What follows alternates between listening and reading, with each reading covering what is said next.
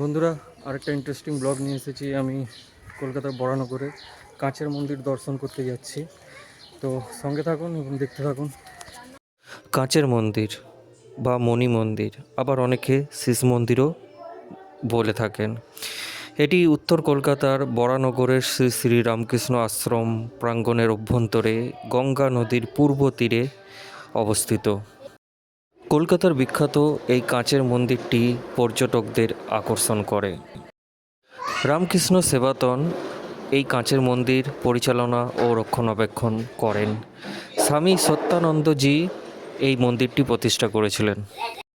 এই মন্দিরটিকে কাঁচের মন্দির বলা হয় কারণ এই মন্দিরটি পুরোপুরি কাঁচ বা সীসা দিয়ে তৈরি। বরানগরের কুটিঘাটের নিকটেই এই কাঁচের মন্দিরটি অবস্থিত।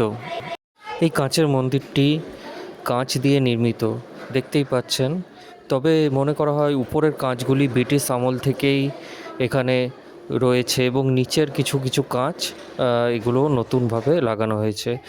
তো এই কাঁচের মন্দিরের এখানে পাশের যে বিল্ডিংটি দেখতে পাচ্ছেন সেখানে একটা হোস্টেল আছে যেখানে বাচ্চারা পড়াশোনা করে থাকে।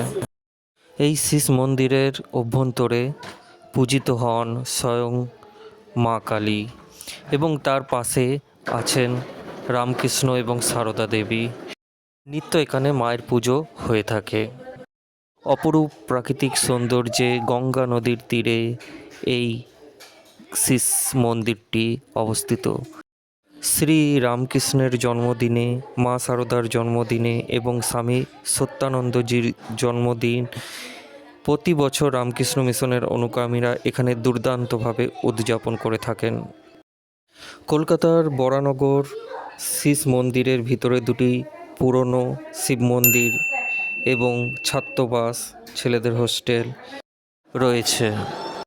হুগলি নদীর পূর্ব তীরে অবস্থিত দেবী কালীর একটি সুন্দর মন্দির ঈশ্বরপ্রেমী পর্যটকদের অবশ্যই এখানে আকর্ষণ করে থাকে। বরানগরের অন্যতম সেরা জায়গা, এটি তার ঐতিহ্য, দেবত্ব, সংস্কৃতি, সৌন্দর্যর জন্য প্রসিদ্ধ। মা কালী, শারদা মাতা এবং রামকৃষ্ণের অপরূপ মন্দির। ভিডিওটি ভালো লাগলে অবশ্যই কমেন্ট করে জানাবেন এবং লাইক এবং সাবস্ক্রাইব করে নেবেন আরও নিত্য নতুন ভিডিও পাওয়ার জন্য।